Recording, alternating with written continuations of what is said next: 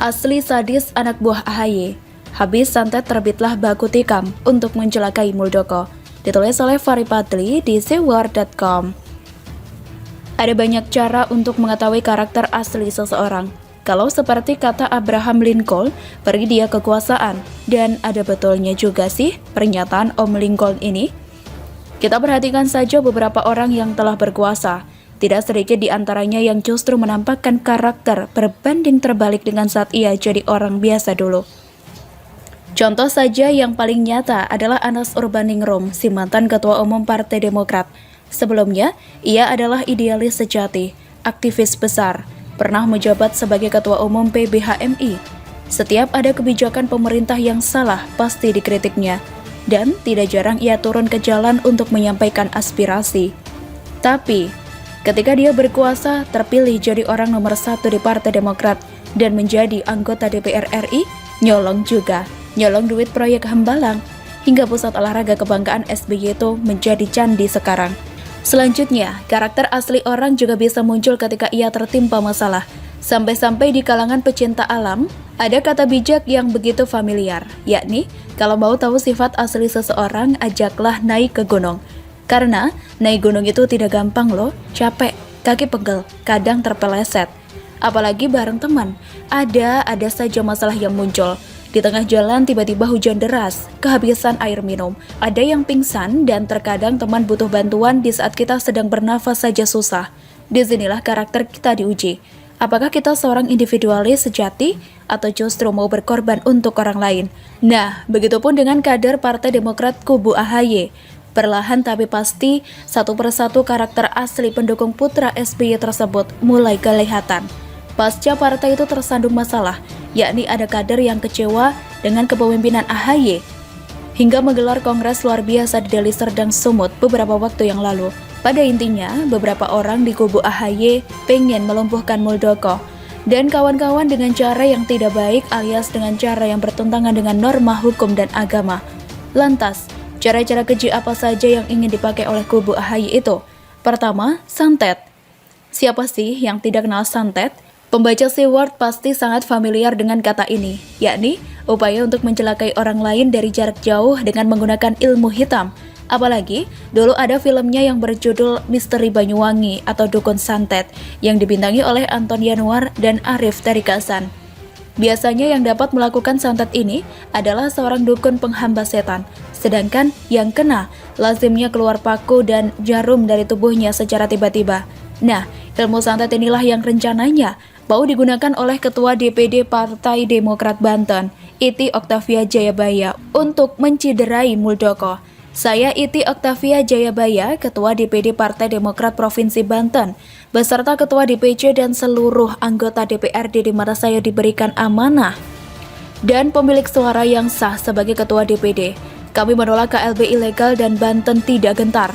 Kami tetap setia dengan ketum kami yang ganteng, Bapak AHY. Kalaupun perintah lain kami harus turun berdemo, kami siap. Santet Banten akan dikirim untuk KSP Muldoko, ujar Iti beberapa waktu yang lalu. Kedepannya, kalau terjadi apa-apa dengan Pak Mul, si Iti ini yang patut dicurigai, karena ancaman hendak menyantet itu keluar dari mulutnya sendiri. Dan, kalau seandainya malah dia yang kena santet, atau santet berbalik ke dukun pengirim, berarti ilmu kepala staf kepresidenan jauh lebih sakti daripada dukun Banten yang menyantetnya. Selanjutnya, ada lagi pendukung AHY yang menunjukkan sikap barbarnya, yaitu Ketua Partai Demokrat Sulawesi Selatan, Nikmatullah RB. Ia baru saja menyebarkan ancaman yang mengerikan, yaitu menabuh genderang perang dengan mengatakan, budaya asli Sulawesi Selatan tidak suka adu mulut namun langsung baku tikam. Kami dari Sulawesi Selatan, mulai sejak hari Jumat yang lalu, sudah mengatakan kami siap perang. Mohon petunjuk kepada Ketua Umum, karena kami di Sulawesi Selatan tidak suka bertengkar mulut. Tradisi kami baku hantam, ujar Nikmatullah dengan nada menyala-nyala bak Rizik yang lagi orasi. Ia pun mengatakan tetap setia mendukung AHY. Saya, Nikmatullah, Ketua DPD Partai Demokrat Provinsi Sulawesi Selatan, menyatakan pada hari ini tetap tidak ada Ketua Umum lain di Partai Demokrat. Hanya ada satu ketua, yaitu Mas AHY. Lanjutnya lagi. Gak segitunya juga keles, mau ngajak perang dan baku tikam segala. Ntar kalau dilaporin ke polisi terkait ancaman pembunuhan dan ujaran kebencian baru menyesal, ngomongnya kilaf dan minta maaf. Hehehehe. Dengan melihat karakter pendukungnya yang agak barbar, seperti itu gak kebayang ya kalau AHY bertarung di Pilpres 2024 mendatang.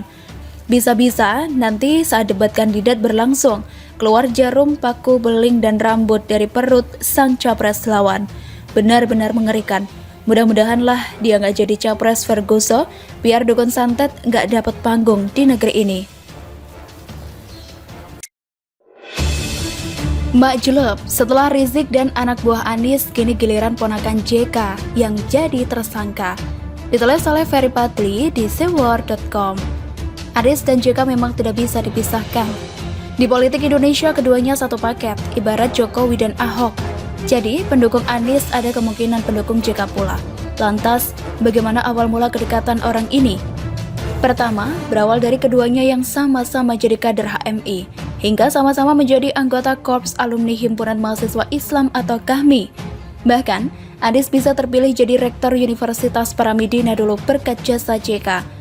Termasuk juga saat Anies menjadi jubir pasangan Jokowi JK di Pilpres 2014 lalu. Semua tidak lepas dari peran JK. Hingga ia ditunjuk jadi Menteri Pendidikan dan Kebudayaan atau Mendikbud. Namun Jokowi sangat profesional dalam menjalankan tugasnya sebagai presiden.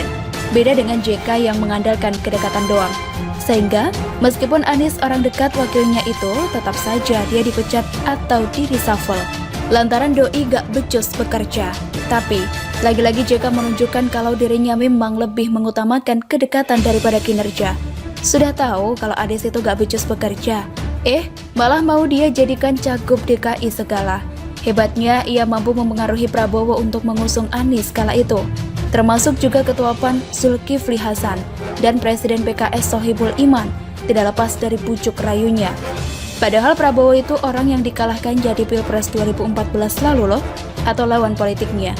Entah apa yang dijanjikan JK kepada Ketua Umum Partai Gerindra itu kala itu. Sehingga Prabowo sudah seperti kerbau yang dicocok hidungnya saja, alias nurut saja apa kehendak JK untuk mengusung cagup yang bukan kader partainya. Kader partainya Sandiaga Uno hanya dapat jatah sebagai cawagup doang. Padahal Sandi yang berjuang duluan untuk diusung sebagai cagup tersebut. Nah, di Pilgub DKI inilah terdapat penambahan formasi dari duo menjadi trio, dari JK dan Anies menjadi JK, Anies, dan Rizik. Hingga berkat kekuatan JK beserta orang-orangnya dan para kadron pengikut Rizik yang terkenal militan tapi akalnya pendek, serta PKS dan PAN, didukung oleh isu SARA yang mereka mainkan. Anies berhasil terpilih sebagai Gubernur DKI 2017. Sekarang JK sudah tidak bisa jadi wakil presiden lagi, lantaran undang-undang tidak memungkinkannya untuk menjadi wapres 3 kali. Sedangkan, mau nyalon presiden, ia nggak yakin bisa menang. Karena sudah punya pengalaman ikut bertarung jadi capres di Pilpres 2009 lalu dan kalah. Untuk itu tidak ada pilihan lain selain dari menempatkan orangnya untuk bertarung di Pilpres. Dan itu lagi-lagi Anies. Sebagaimana ada selentingan yang beredar bahwa bisnis JK itu adalah bisnis kekuasaan. Tanpa kekuasaan bisnisnya nggak akan jalan. Tapi, apa yang terjadi saat ini? Perlahan tapi pasti, bobrok kelompok itu terbongkar. Pertama, dimulai dari Rizik. Pasca pulang ke tanah air, ia malah bikin masalah di negeri ini, yakni dengan mengundang 10.000 tamu undangan di acara resepsi pernikahan anaknya. Padahal di DKI lagi diterapkan PSBB. Tidak pelak, ia pun diciduk polisi dan hingga kini masih mendekam di penjara. Kedua, Anies. Ternyata program andalannya Rumah DP 0 Rupiah yang mengandung unsur tipu-tipu itu tersandung kasus korupsi pula. Kok mengandung unsur tipu-tipu? Karena antara realisasinya dan janji kampanye tidak sesuai. Dulu mengatakan Rumah DP 0 Rupiah itu rumah tapak, tapi realisasinya ternyata rumah susun atau hunian vertikal.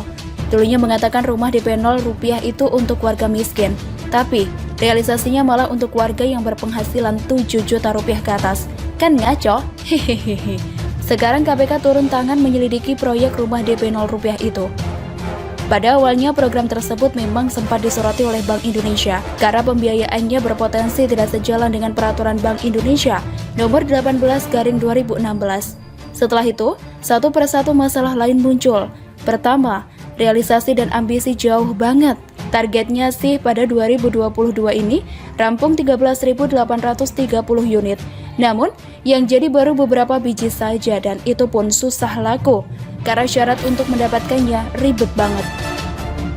Beberapa warga yang mengajukan ikut program itu permohonannya ditolak oleh bank, hingga Kepala Dinas Perumahan DKI Kelik Indrianto dipecat oleh Anies kala itu, lantaran tidak mampu merealisasikan program rumah DP 0 rupiah tersebut.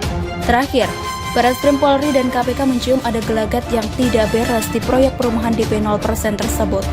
Hingga Dirut PD Pembangunan Saranajaya, Yori C. Pinontoan ditetapkan sebagai tersangka.